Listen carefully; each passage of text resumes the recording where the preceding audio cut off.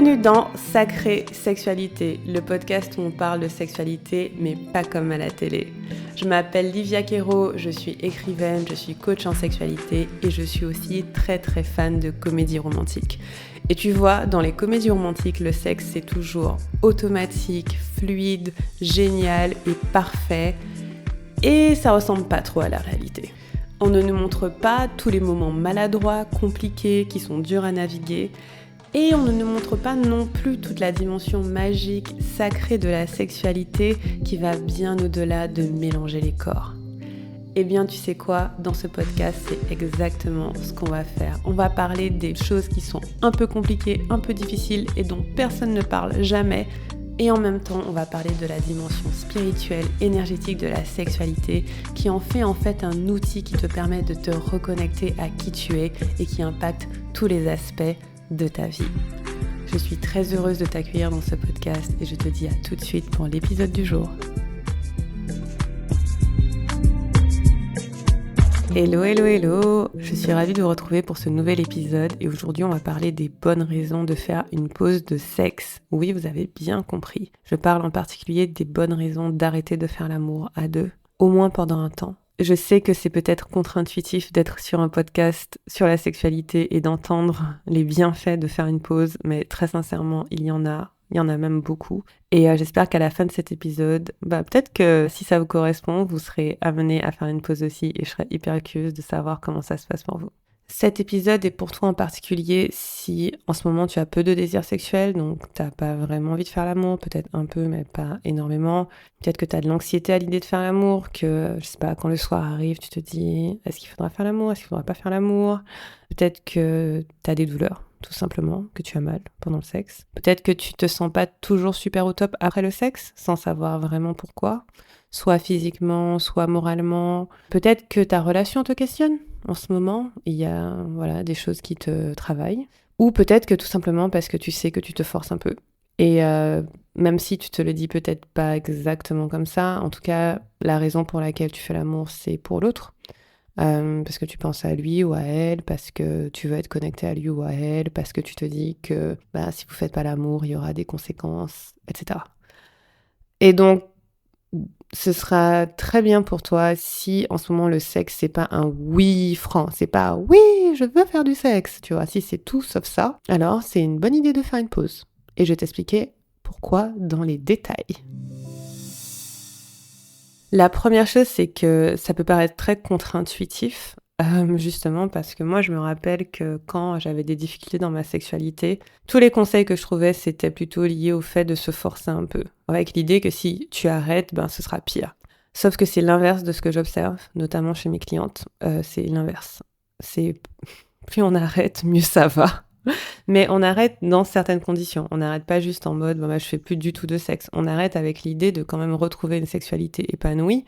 Donc c'est pas juste je fais plus jamais de sexe, mais dans les pistes que je vais te donner dans ce podcast, tu verras que l'idée c'est quand même de retrouver une intimité avec soi et avec l'autre, mais que ça passe par le fait de prendre du recul et de faire une pause. Donc c'est contre-intuitif dans le sens où on va s'éloigner de la sexualité pour avoir une plus belle sexualité plus tard.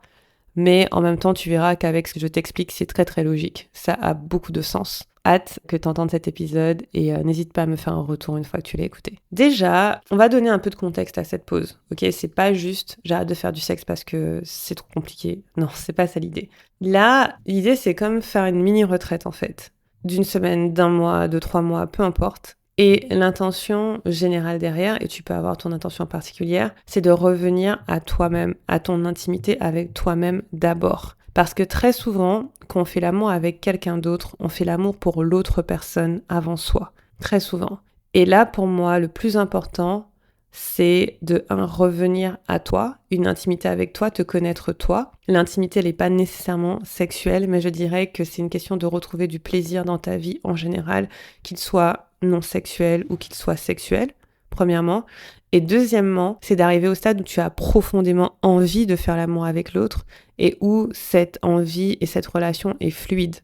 Mais pour moi, tant que tu n'as pas ça, tu peux rester dans ta pause et vraiment l'utiliser comme un moment d'introspection où tu prends soin de toi. Et là, tu me dis, mais Livia, comment je fais pour expliquer à l'autre que je veux faire une pause ? honnêtement, ça va être intéressant. Tu verras que c'est l'un des points pour lesquels je trouve que c'est une bonne raison d'en faire une. Parce que ne serait-ce que le fait de devoir avoir cette conversation, tu verras que c'est bénéfique. Ok. Sans plus tarder, voici 8 bonnes raisons de faire une pause dans ta sexualité et tu vas comprendre au fur et à mesure ce que j'entends par là. La première bonne raison, c'est que ça te permet de t'écouter. À trop penser tout le temps à la sexualité à deux, parfois on se perd et on ne s'écoute pas nous personnellement. En fait, on va avoir dans la tête plein de raisons de faire l'amour qui ne sont pas nécessairement les raisons pour nous-mêmes, qui vont être les raisons soit pour l'autre, soit pour la relation, ok? Mais qui sont pas nécessairement les raisons qui nous motivent nous-mêmes. Et donc du coup, la première raison de faire une pause, c'est que ça permet de s'écouter. Et en s'écoutant, on arrive à mieux respecter notre corps, ses envies et ses intuitions. Mais si on est tout le temps en interaction, c'est comme le fait de prendre du temps pour soi en fait, tout bête. Si dans la journée, vous passez toute la journée avec du monde, tout le temps, vous discutez tout le temps, vous échangez tout le temps, vous n'êtes jamais avec vous-même, c'est comme si on n'était pas au clair sur nos propres pensées, à nous en fait, parce qu'elles sont tout le temps mélangées avec autre chose. Et donc faire une pause sur la sexualité pour revenir à nous-mêmes, à nos pensées, nos intuitions, nos ressentis, même nos ressentis corporels par rapport à ça, ça permet de vraiment être conscient de ce qui se passe en fait. De vraiment être conscient de ce qui se passe. C'est pour ça que je dis que c'est une pause, mais en conscience, avec l'intention de renouer déjà avec soi-même, et donc d'observer notre corps, d'observer comment il fonctionne, d'observer peut-être qu'il y a des choses qui l'excitent, il y a des choses qui l'excitent pas, peut-être que ça permet d'observer la relation aussi, comment elle fonctionne sans sexualité, c'est intéressant, de voir quelle est la dynamique quand la sexualité n'est pas sur la table, etc. Et pour moi, ça nous fait réaliser qu'on est aussi des êtres qui sommes littéralement vivants. On n'est pas des objets inanimés, on est fait de chair, on est fait d'os, on a des émotions. Et donc du coup, ça permet que la sexualité ne soit pas mécanique, ce soit pas quelque chose qui soit juste un mouvement physique du corps, mais qui soit quelque chose qu'on observe de l'extérieur aussi. Et donc pour moi, c'est un peu comme une méditation. Ça vous permet d'écouter, de regarder, de respecter ce qui se passe dans votre corps et du coup d'analyser un peu. Et quand on a ce respect pour soi, ce regard aussi qu'on porte sur soi, ça permet aussi que notre corps soit respecté par l'autre, qu'il le prenne pas pour acquis, qu'il le prenne pas comme étant à disposition parce qu'on a toujours été en couple avec cette personne et on a toujours fait l'amour, mais que ce soit vraiment vu comme étant, c'est mon corps, je choisis de faire ce que je veux avec lui, quoi. Et là, pour l'instant, j'ai envie de faire une pause. Voilà. Et ça m'emmène au deuxième point, pourquoi c'est super intéressant. C'est parce que ça demande d'être honnête envers soi et envers l'autre. En fait, quand on fait l'amour, très souvent, si on est un peu en pilote automatique, si on fait un peu parce que voilà, ça fait partie des habitudes, c'est ce qui est attendu, etc., on n'a pas forcément à être honnête envers soi et on n'a pas forcément à être honnête envers l'autre. On peut juste faire le mouvement, être dans l'automatisme sans trop l'analyser. Et donc du coup, quand vous faites l'amour et que vous n'êtes pas 100% dedans, ou quand vous le faites parce que ça fait partie de votre quotidien et de votre routine, souvent on va le faire parce que ça nous accommode et ça accommode l'autre aussi, plutôt que d'être honnête avec soi et d'être honnête avec l'autre. On va être un peu, je sais pas comment expliquer ça, mais on va éviter beaucoup de conflits en fait, en faisant l'amour, tout simplement. On évite énormément de conflits, on évite énormément de frottements parce qu'on va se dire, au moins comme ça, on a cette routine, on a cette habitude, l'autre est content, moi, ça peut aller, je suis contente, etc. Et donc, le fait de faire une pause, ça permet d'être aussi honnête envers soi-même et envers l'autre. Le truc, c'est que quand on fait l'amour et qu'on n'en a pas vraiment profondément envie, ça ressemble beaucoup à se mentir à soi-même. Je vais pas vous ménager trop. Mais par exemple, est-ce que ça vous est déjà arrivé, si vous êtes une femme, que vous avez une vulve, d'être en train de faire l'amour et de vous demander quand est-ce qu'une pénétration va finir pour pouvoir passer à autre chose. En mode, oh là là, quand est-ce qu'il va jouir parce que c'est bon, j'ai assez, ok? Quand on fait une pause de sexe, on n'a plus à faire ça. Ou bien si l'autre nous dit, oh mais t'as pas eu d'orgasme, t'as pas joui, qu'est-ce qu'on peut faire, etc. Et que vous, en fait, vous avez la flemme. Au fond, vous n'êtes pas sur ça. Soit vous vouliez que la personne prenne son plaisir, soit vous vouliez passer à autre chose. Mais ça aussi, c'est une chose avec laquelle on n'a pas besoin d'être honnête quand on fait l'amour. On peut juste être là, oh non, t'inquiète et tout. Voilà. Et il y a des raisons pour lesquelles on fait l'amour qui sont pas authentiques, qui sont authentiques, mais qui sont pas forcément la vérité profonde dans notre cœur. Des fois, on fait l'amour pour qu'il n'y ait pas de conflit, comme je disais au début. Imaginons qu'il y ait d'autres choses dans notre relation qui soient un peu chiantes, mais au moins on sait que ça c'est fait, quoi. Et donc, vous voyez, tout ça, c'est pas super sexy, hein.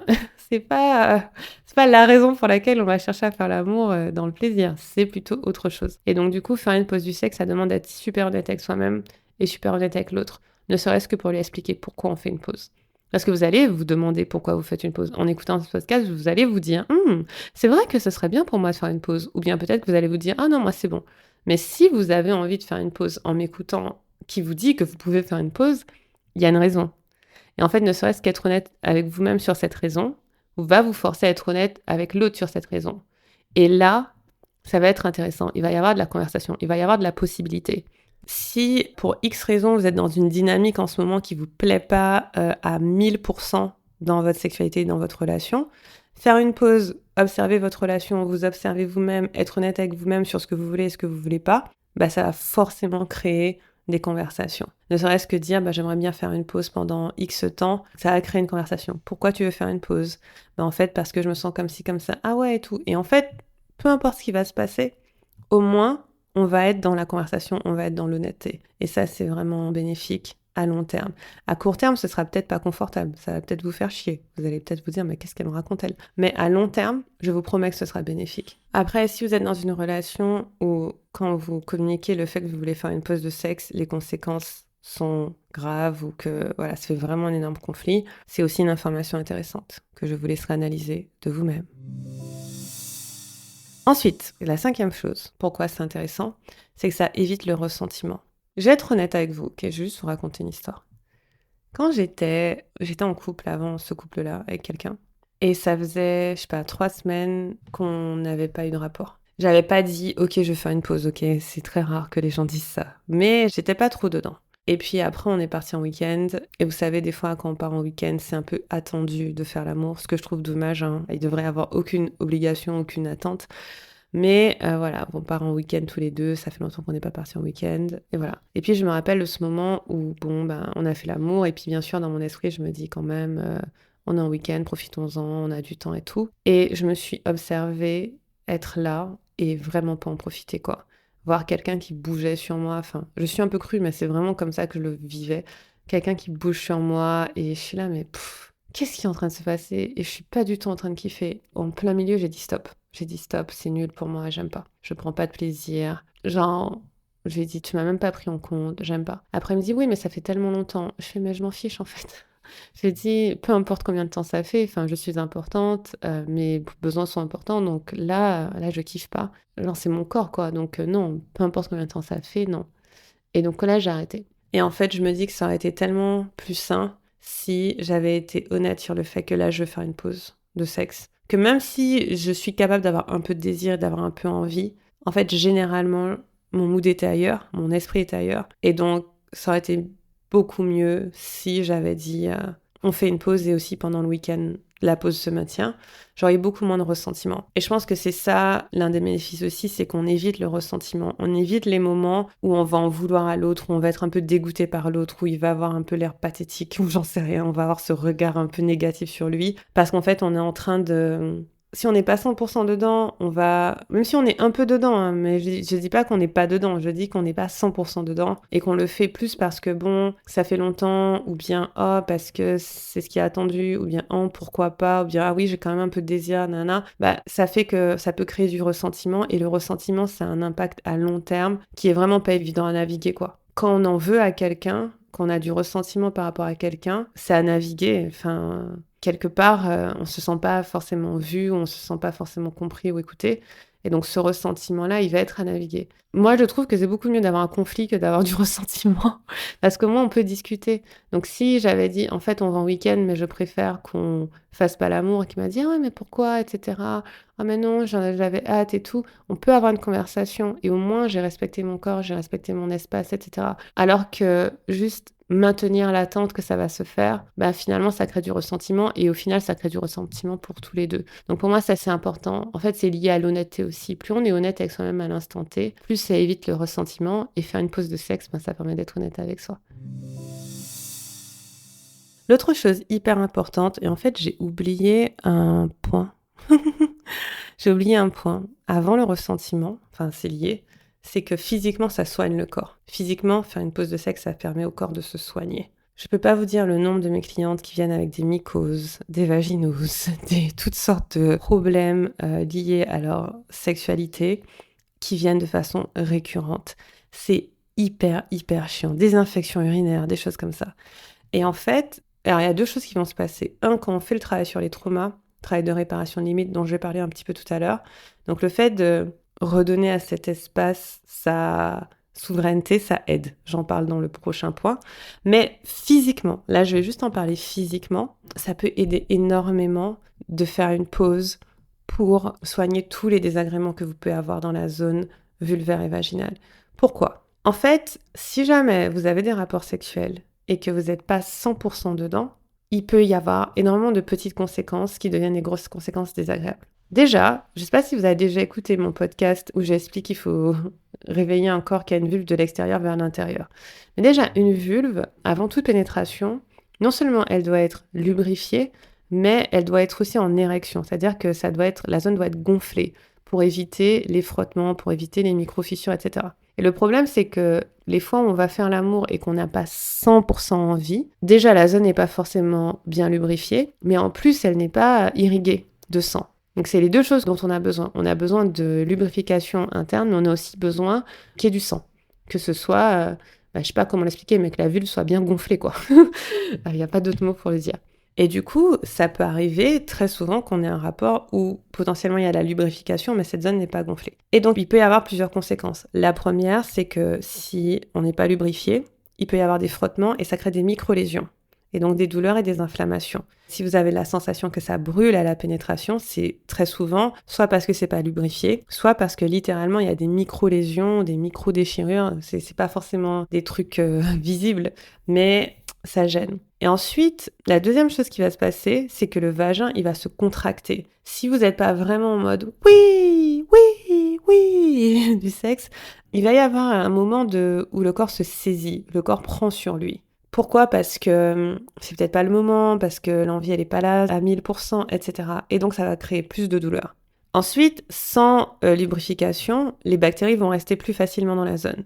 Parce que oui, le vagin, il se nettoie. Il se nettoie avec toutes les sécrétions qu'on va avoir. Et donc, plus il y a de la lubrification, plus le nettoyage va être intéressant. Et ensuite, le dernier point qui est lié au sang dans la zone, c'est l'oxygénation. Toute la zone de la vulve, du clitoris, du vagin va s'engorger quand on est excité. Ok, c'est comme une érection de pénis en fait, ça va s'engorger. Et donc qui dit engorgement dit sang, et qui dit sang dit oxygène. Et donc s'il n'y a pas une excitation au point où on est waouh, trop bien, il n'y a pas d'oxygénation. Et sans oxygénation, je le dis de façon un peu caricaturale, il peut y avoir des maladies. Voilà. Et donc quand vous allez faire une pause dans votre sexualité, vous allez laisser toute cette zone se régénérer et prendre soin d'elle-même.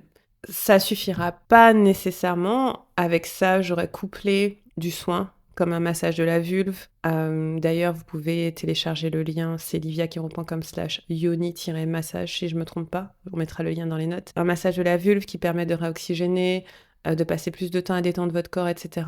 Toutes ces choses-là peuvent aider, mais faire la pause permet de ne pas redonner à votre corps des stimuli qui lui font pas forcément du bien à ce moment-là. Et encore une fois, comme je disais au tout début, l'intention, c'est d'utiliser cette pause pour renouer avec soi-même. Et j'en parlerai tout à l'heure.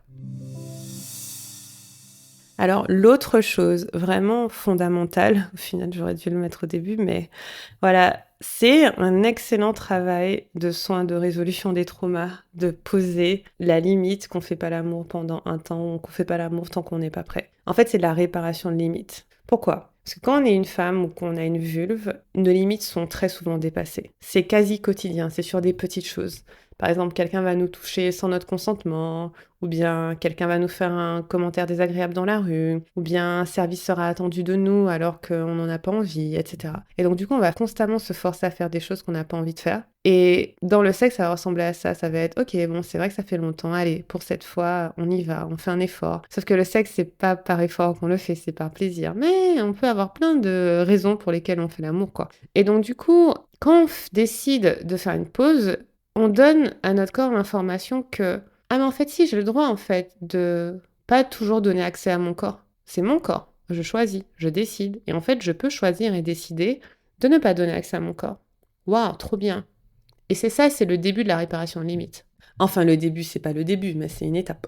Et donc du coup, juste pouvoir dire, ouais, en fait, c'est quoi? La vache est d'accord avec moi. C'est quoi, pendant cette période, en fait, je préfère faire une pause et juste être avec moi-même, être avec mon corps, et pas nécessairement me mélanger avec quelqu'un ou partager avec quelqu'un. Et ça donne vraiment une information importante à votre corps qui est que, en fait, je peux dire non, je peux me protéger, on n'a pas nécessairement accès à moi tout le temps.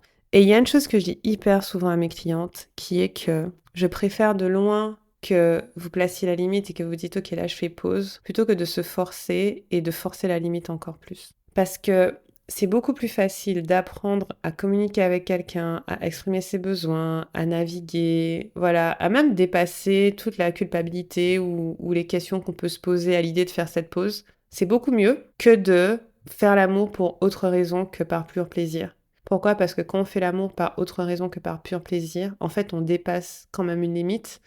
Et la réparation de limites, à chaque fois que vous réparez des limites et que vous redépassez des limites, ça fait qu'il faut refaire le travail. C'est un peu dommage. Et donc, c'est beaucoup mieux, beaucoup plus efficace, beaucoup plus important que vous fassiez pause, que vous reveniez à votre corps, même si la personne en face se sent mal, rejetée, comprend pas, etc.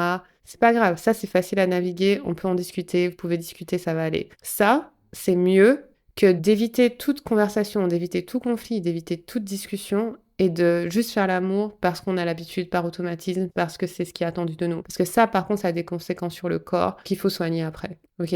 Le fait que votre mec soit un peu vexé, que vous fassiez pas l'amour pendant 2 mois, ça va aller. Sincèrement, ça va aller.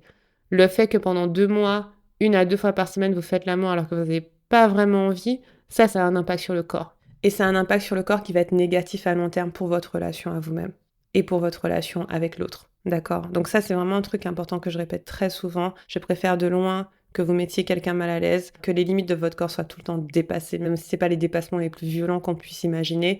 À chaque fois qu'on fait quelque chose en sexualité qui n'est pas par plaisir, notre corps, il est un peu en mode est-ce que je suis obligée? Allez. Voilà. Donc ça, c'est super important. Et du coup, l'une des raisons, je trouve, la meilleure de faire une pause de sexe à deux, c'est que comme ça, on peut aussi recommencer à découvrir le plaisir pour soi. Parce que c'est pas arrêter de faire l'amour avec tout le monde, c'est arrêter de faire l'amour avec les autres, mais vous pouvez faire l'amour avec vous-même. Et en fait, je trouve que très souvent, on a appris la sexualité, on l'apprend vraiment en mode c'est à deux et limite c'est pour l'autre, quoi. Voilà, c'est pour qu'on soit en lien, c'est pour qu'on soit connecté, c'est pour qu'on ait du plaisir ensemble, ça fait du bien à lui, à elle, etc. Et donc du coup, pour moi, l'un des bénéfices qui est superbe, c'est que on va arrêter d'avoir une sexualité qui est centrée soit sur l'autre, soit sur la relation, et on va avoir une sexualité qui est centrée sur soi, sur soi-même. Et décider qu'est-ce qu'on veut faire avec ça. Est-ce qu'on veut se reconnecter à notre sensualité? Est-ce qu'on veut se reconnecter à notre sexualité? Peut-être se donner du plaisir, comme avec un massage de la vulve. Est-ce qu'on veut plutôt explorer du plaisir qui n'est pas sexuel? Passer des moments de qualité avec soi-même, peut-être en nature, peut-être se faire des massages, peut-être manger des bonnes choses. Ça ressemble à quoi de kiffer pour soi et pas nécessairement pour l'autre personne? Et pour moi, ça, c'est vraiment très bénéfique en fait. Avant d'aller explorer le sexe ou réexplorer le sexe à deux, d'avoir de la sexualité avec soi. Et c'est une chose dont j'ai déjà parlé sur ce podcast, mais moi, après avoir eu un bébé, il était hors de question que je recommence à faire l'amour à deux sans que j'ai reconnecté avec mon propre corps. Sinon, ça allait être vraiment très bizarre. Désolée, j'ai mes chiens qui font du bruit en même temps. Je sais pas si vous les entendez. Mais voilà, c'était hors de question de me dire, je vais partager du sexe avec mon compagnon, alors que même moi, je sais même pas où en est mon corps, quoi. Je sais pas où en sont mes sensations, Voilà, donc d'abord, c'était important de renouer avec moi-même pour ensuite partager quand j'en ai envie. Et pour moi, ça, c'est vraiment fondamental et très important. Et donc, cette pause de sexe, c'est l'occasion rêvée de renouer avec vous-même. Donc, c'est pas juste « Oh, je fais plus l'amour parce que flemme ». C'est, en fait, je veux plus me mélanger avec quelqu'un, je veux plus partager de sexualité tant que je ne me sens pas mieux dans mon corps à moi-même. Alors, je ne sais pas combien de temps ça peut durer pour certains. En général, je dirais au moins 3 semaines, ce serait top. Parce que si ça dure que quelques jours, vous verrez peut-être pas les bénéfices. Ça peut durer 3 semaines, ça peut durer 1 ou 2 mois, ça peut durer 3 mois. Et si ça fait déjà des années que vous ne faites pas l'amour avec votre partenaire, parce que ça arrive aussi, j'ai des clientes comme ça qui ont juste arrêté, mais c'est pas une pause forcément en conscience ou active, c'est juste, on a décidé d'arrêter parce que, voilà, ça fonctionnait plus pour l'un ou l'autre, on a une relation sans sexualité. Moi, mon conseil, ce serait, ok, il n'y a pas de souci, pas de sexualité à deux, maintenant regarde si tu peux reprendre une sexualité avec toi-même. Parce que c'est surtout ça qui est intéressant, c'est comment je renoue au plaisir en général pour moi, et pas nécessairement lié à l'autre. Et comment je fais pour, au fur et à mesure, montrer à mon corps que le plaisir, c'est sécurisant, que le plaisir, ça peut être fun, que ça peut être chouette, et que d'ailleurs, si je vais faire l'amour avec quelqu'un d'autre, j'ai envie que ça se passe d'une façon qui me fait du bien, en fait. Parce qu'à force de faire l'amour que avec les autres et jamais avec soi-même, bah, on sait pas forcément ce qui nous fait du bien de façon intrinsèque, quoi. C'est toujours par rapport à quelqu'un d'autre. Et la dernière très bonne raison, enfin très bonne, ouais, une bonne raison de faire pause sur le sexe, c'est que vous aurez plus de désir à terme. Toutes mes clientes qui arrivent en disant j'ai plus envie de faire l'amour, j'aimerais retrouver du désir, je leur dis ok, y a pas de souci, faisons pause. On arrête pendant un temps. 2 semaines, 3 semaines, 1 mois, on arrête et va regarder à l'intérieur de toi qu'est-ce qui se passe par rapport à la sexualité. Quand tu t'imagines faire l'amour, qu'est-ce qui se passe dans ton corps? Quand toi-même tu te donnes du plaisir, qu'est-ce qui se passe dans ton corps? C'est quoi les pensées qui sont là? Qu'est-ce qui est présent? Etc. Et comme ça, on peut réaliser, voici ce qui se passe par rapport à mon manque de désir sexuel. Il y a plusieurs choses que je vois très souvent. La première, c'est que c'est une question de limite. Et donc, comme je vous disais plus tôt, en fait, très souvent, on n'a pas de désir, on n'a pas trop envie de faire l'amour parce qu'on a l'impression que quand on dira non, bah, ce ne sera pas respecté. Et donc, quand même, de temps en temps, on va faire l'amour, mais après, on se réalise que, ah, mais en fait, j'avais pas envie, et on se sent plutôt mal après. Et donc là, l'idée, c'est de se dire, ok, tu sais quoi, je vais faire pause et je vais communiquer sur ma pause, je vais dire, enfin voilà. Donc jusqu'à ce que je sois prête, je préfère qu'on arrête. Et là, on peut prendre le temps de... Bah, ça donne à notre corps l'information qu'il a le droit d'arrêter, qu'il a le droit de dire non, qu'il a le droit de pas faire l'amour s'il n'a pas envie. Donc ça, c'est une information intéressante pour toutes les personnes qui n'ont pas de désir sexuel. Parfois, c'est juste parce que votre corps se sent tellement forcé qu'il n'a pas envie. Alors si vous lui donnez l'espace de se dire « Ah mais en fait j'ai le droit de dire non, je peux dire non », ça peut vraiment aider, surtout si vous avez une ou un partenaire en face qui comprend ça, qui comprend, qui dit « Oui, fais ce qu'il y a de mieux pour toi », etc. Ça peut vraiment relaxer le corps, ça peut vraiment le relâcher et vous donner envie en fait d'aller vers cette personne. Parce que c'est ça le truc, c'est que quand on est privé de liberté, c'est là où on est le plus crispé. Mais quand on se sent libre de choisir d'aller, de venir, bah forcément, on se sent libre, on a plus envie. Et donc, à long terme, faire cette pause peut vous aider à avoir plus de désir.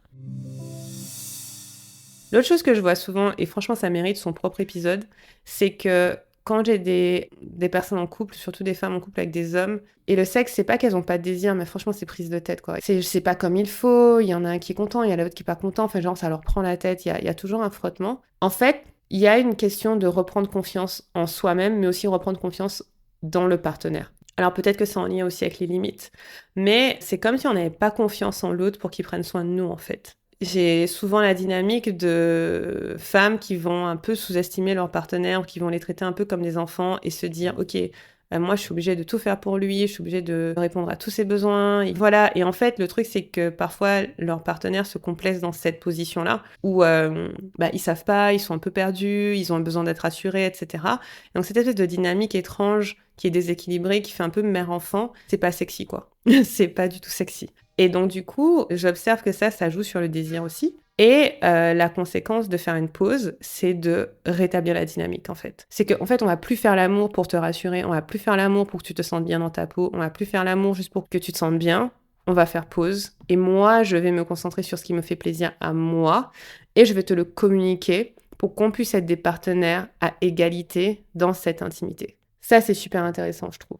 Et donc, arrêtez de faire l'amour, arrêtez, parce que c'est pas forcément qu'on se force, mais c'est que juste la dynamique, elle est étrange, elle est pas comme, c'est pas fluide. On fait pause, on regarde comment on peut changer un peu notre dynamique. Et comment on peut être des partenaires égaux dans cette relation où je peux compter sur toi et tu peux compter sur moi. Mais c'est pas juste toi qui peux compter sur moi. Et ça mérite son propre épisode, je pense. Vous me direz si ça vous intéresse. Écrivez-moi sur Instagram pour me dire. Mais je l'observe... je dirais pas souvent, mais de temps en temps. Je l'observe de temps en temps. Et ouais, c'est juste une question d'arrêter de prendre sur soi, quoi. C'est comme si... j'en sais rien. J'ai un exemple qui me vient en tête, mais je sais que c'est pas évident ce que je dis là, et je sais que ça va soulever des questions. Et n'hésitez pas à me les écrire, même en commentaire si vous êtes sur Spotify. On peut écrire des commentaires, ou bien sinon écrivez-moi sur Instagram. Il y a la question de... Oui, mais comment va le prendre la personne, etc. Comment je lui explique? Et c'est justement ça l'intérêt. C'est que tant que vous n'êtes pas capable de parler de sexualité et d'expliquer que vous avez besoin de faire une pause de sexe, eh ben, ça veut dire qu'il y a des choses à bosser. C'est tout. Et donc, allez regarder, allez voir ce que ça crée, en fait, comme interaction, comme situation. Et le truc, c'est que quand on change quelque chose dans une dynamique, il y a forcément les choses qui se réalignent. Exemple bidon. Par exemple, si à la maison, vous êtes toujours la personne qui fait la vaisselle, genre que vous soyez fatigué, que vous soyez pas fatigué, que vous ayez envie, que vous ayez pas envie, juste parce que la routine, tous les soirs, c'est vous qui faites la vaisselle. Décidez que pendant 3 semaines, vous la faites plus. Juste, je fais plus la vaisselle. Qu'est-ce qui va se passer? Au début, c'est mais comment ça, tu veux pas faire la vaisselle? Mais qui va faire la vaisselle? Comment on va faire? Puis après, peut-être qu'il y a quelque chose qui va s'organiser. Ou bien peut-être qu'il y aura 3 semaines de vaisselle qui va vous retrouver à la fin et là, vous saurez que vous êtes dans une situation où il y a quelque chose qui va pas. Bon, là, c'est l'exemple si vous habitez pas seul, parce que si vous habitez seul et que vous laissez la vaisselle pendant 3 semaines, peut-être que l'information, c'est qu'il faut vous acheter un lave-vaisselle, je sais pas. Mais en tout cas, vous aurez une information. Vous aurez toujours une information. Et c'est ça qui est intéressant. C'est d'être curieux sur ce qui se passe, c'est d'être curieux sur la dynamique et de voir ce qui peut bouger. Et donc voilà, si vous laissez la vaisselle, vous faites pas la vaisselle pendant 3 semaines, qu'est-ce qui se passe? Comment ça bouge?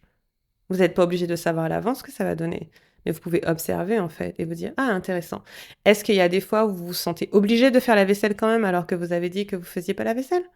Est-ce que vous voyez qu'il y a des gens qui, finalement, s'y mettent, alors que ces gens s'y mettaient pas avant? Est-ce qu'on a des conversations avec vous, peut-être sur votre charge mentale? Je sais pas. Mais en tout cas, à chaque fois qu'on change quelque chose dans une situation, ça fait le reste bouger et c'est hyper intéressant. Maintenant, vous vous demandez peut-être, mais qu'est-ce qui se passe si j'ai plus jamais envie de faire l'amour? Je sais pas. C'est pas grave, hein. Il y a des personnes qui font pas l'amour et qui ça va bien. Mais comme je vous disais, c'est intéressant de faire cet exercice en étant actif et en étant intentionnel. Qu'est-ce que vous avez envie de découvrir? Qu'est-ce que vous avez envie de comprendre en faisant cette pause? C'est ça aussi. C'est pas juste. C'est comme quand on jeûne en fait. Quand on fait un jeûne, on a une intention au début. C'est pas juste. Allez, tu sais quoi? On est mardi, je vais arrêter de manger pendant 3 jours. C'est rarement comme ça. On le fait pour une raison. Donc ce serait quoi votre raison à vous? Et c'est cette raison-là qui devrait vous guider et qui devrait vous faire poser certaines questions. Voilà les amis. La dernière chose que je voudrais dire en concluant, c'est que ça peut faire peur de faire pause sur notre sexualité. Ça peut faire peur pour notre relation en fait. On peut se dire, ouais, est-ce que ma relation, comment ça va se passer? Et en fait, justement, je trouve que c'est intéressant. Je disais ça à une de mes clientes récemment, je lui disais, pour moi, le sexe n'est pas le ciment du couple. Contrairement à ce que plein de gens diraient, y compris des gens qui font mon métier. Pour moi, le sexe, c'est pas le ciment du couple. Pour moi, le ciment du couple, c'est le respect. Le respect avec un grand R. Et ça passe par le respect de qui je suis, le respect de mon corps, le respect de où j'en suis, le respect de mon propre chemin, de mon intégrité, etc. Et donc, si quand vous enlevez le sexe de votre relation, tout s'effondre, c'est qu'il y a un socle qui est manquant. Parce qu'il y a plein de moments dans la vie où on peut pas avoir de sexualité. Où on n'a pas envie, ou on ne peut pas. Par exemple, ça peut être pendant une grossesse, on peut avoir du mal, ou postpartum, on ne peut pas. Ça peut être parce qu'on est malade, ça peut être parce qu'on est fatigué, parce qu'on est dépressif, parce qu'on s'est cassé un bras, enfin j'en sais rien, il y a plein de raisons. Et donc si c'est la sexualité, le socle de votre couple, c'est pas que c'est un problème, mais c'est intéressant à questionner parce que ce serait comme si on disait c'est le voyage, le socle de votre couple. Et donc quand vous voyagez pas, vous êtes quoi comme couple? En fait c'est ça nous donne pas beaucoup de flexibilité. Et donc du coup, si on enlève la sexualité de votre relation, qu'est-ce qui reste? Et ça peut être qu'il y a un socle d'amitié, il y a un socle d'intimité, il y a de l'humour, il y a du toucher, il y a peut-être autre chose, de l'aventure, je ne sais pas. Mais ça peut être hyper intéressant de voir comment fonctionne votre relation sans sexualité, au moins un temps, et qu'est-ce que ça va chercher comme questionnement. Moi, je trouve que c'est pas mal. Enfin, c'est normal, c'est moi qui vous ai donné l'idée, donc forcément. Voilà, donc hyper curieuse de savoir ce que vous pensez de cet épisode. N'hésitez pas à le partager autour de vous si vous pensez qu'il y a des gens qui le peut intéresser. Et sinon, en fonction de quand vous écoutez cet épisode, j'organise très bientôt une formation gratuite. Ça s'appelle « Comment soigner ses traumas sexuels pour avoir des orgasmes puissants de tout le corps sans avoir à se remémorer le passé et sans faire de thérapie ». Pour vous inscrire, vous trouverez le lien dans les notes, c'est liviaquero.com/formation-gratuite. Ça va être hyper bien. Je vais vous parler à la fois des traumas, à la fois des orgasmes, mes 2 thèmes préférés. Ça va être hyper fun. Donc j'ai très hâte de vous y retrouver. Et encore une fois, si vous avez envie de me dire comment l'épisode était pour vous, écrivez-moi sur Insta. Je vous embrasse et je vous dis à très bientôt. Salut! Merci à toi d'avoir écouté cet épisode. Si l'épisode t'a plu, il y a 2 façons dont tu peux nous aider.